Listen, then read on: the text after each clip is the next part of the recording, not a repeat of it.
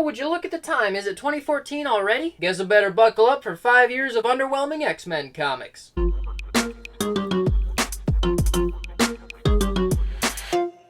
Howdy, I'm Kurt Williams, and today we're looking at issue 1 of X-Men by Jed McKay and Ryan Stegman. And I will say right off the bat, I don't hate it, because it's difficult for me to have any kind of strong feelings towards it in general. My feelings towards this issue can be summed up by just...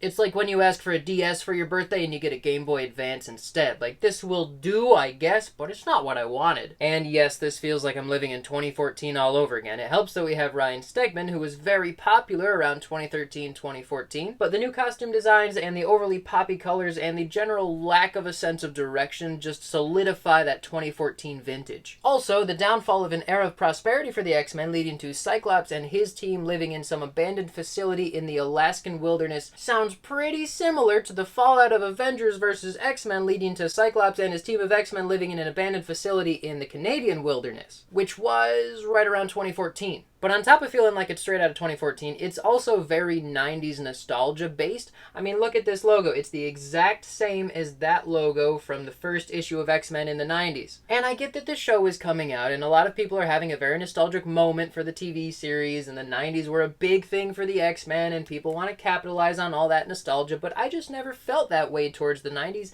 and I certainly don't now. Anyway, digging into the details of the actual issue, we've got Jed McKay on writing duties, and he's been everywhere at Marvel lately. He does Doctor Strange and Vengeance of Moon Knight and Blood Hunt and Avengers, and now he's doing X-Men. He's like the biggest writer at Marvel right now, and I just don't get it. Like, he can handle a high workload, he can push out a bunch of titles, and I assume he's a lot cheaper than all of the previously established writers that Marvel could be choosing from, but I just don't feel like he has a unique voice yet. I don't feel like I can read a comic and say that was a Jed McKay comic. Now, some writers take that too far, like Bendis, in my opinion, has a very specific dialogue style and is too much. But other writers have a very specific tone, a very specific voice that they bring to their comics, like Mark Miller, or Jonathan Hickman, or Joss Whedon, or Warren Ellis. But, you know, whenever I read a Jed McKay comic, it just kind of feels like fan fiction. And it's good fan fiction. I think it's better fan fiction than a lot of the Krakoan era stuff we got, but it doesn't feel important. It doesn't feel like it has a weight to it. And I'm sure that Jed McKay is a super nice guy, and I would love to invite him on the show to defend himself, but my point is, it's just not doing it for me. And as far as Stegman goes, I've always been a big fan ever since Superior Spider-Man, which was one of the first Marvel comics that I bought for myself as it came out. I loved that he was drawing a lot of inspiration from Todd McFarlane, who's fantastic,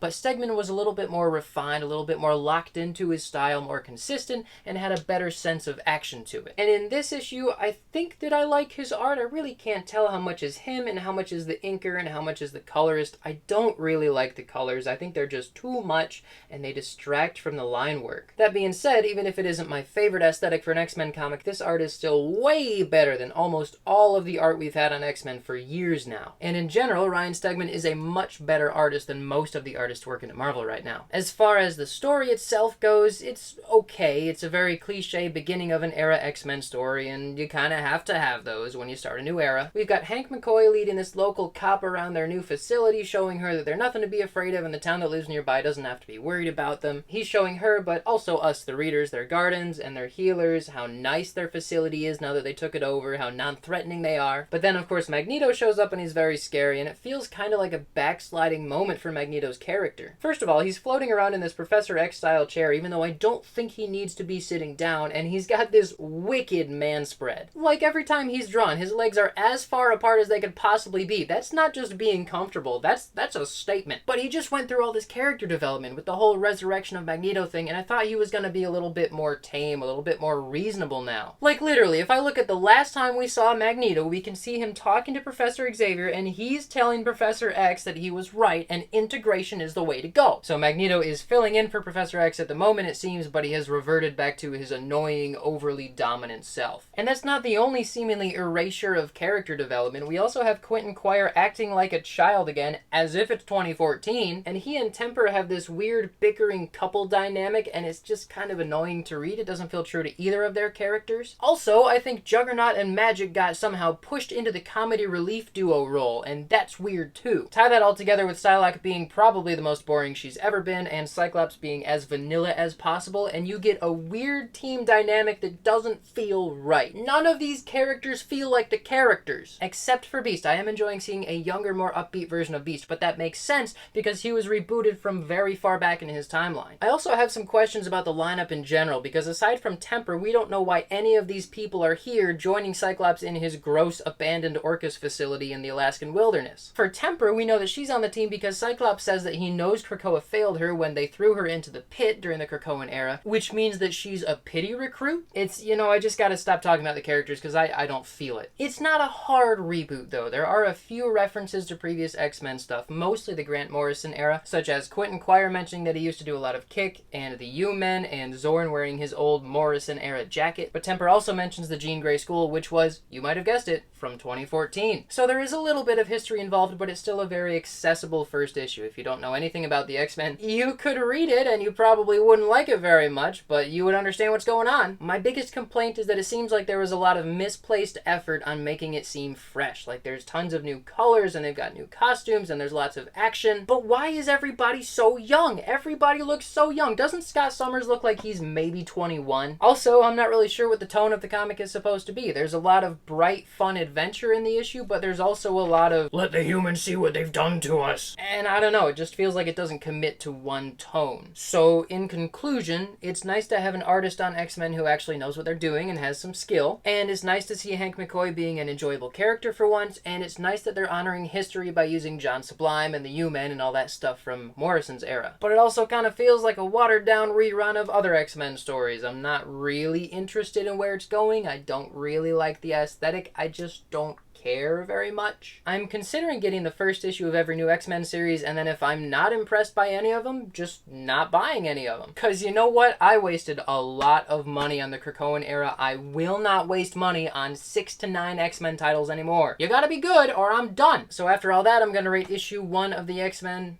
a high 6 out of 10, I guess. It's readable, and Stegman's art is really the saving grace of this issue, but it's nothing special. I'm not running out to get it on my pull list and make sure I get every single issue. Some quick updates. I'm waiting on one more package to arrive before my giveaway is ready. I'm about 2/3 of the way through my second Every Comic Shop in Michigan video. Hopefully that'll be out in about a week. And once again, thanks so much to everybody who watches these videos. I'm gonna be a real man and not beg you to subscribe, but if you did, that'd be cool. So until next time, if you read it, what did you think?